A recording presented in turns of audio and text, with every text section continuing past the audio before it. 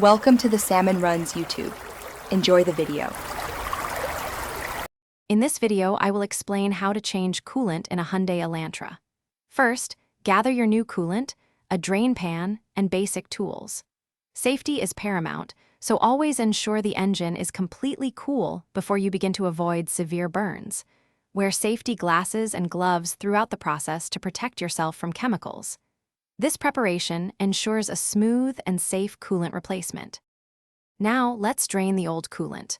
Locate the radiator drain plug, typically found at the bottom of the radiator. Position a drain pan, capable of holding at least 2 gallons, directly beneath the plug. Carefully open the drain plug and then remove the radiator cap. This allows air to enter, ensuring all the old coolant drains completely and efficiently into your pan. With the old coolant drained, it's time to flush the system.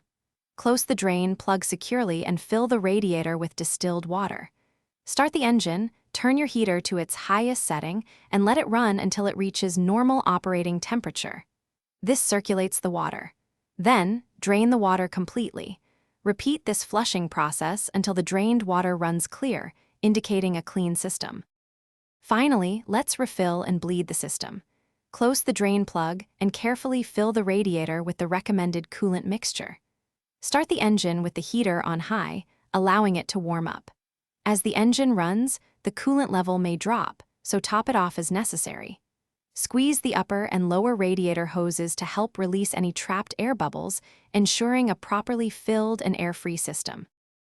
Thanks for watching. Consider subscribing if we helped you.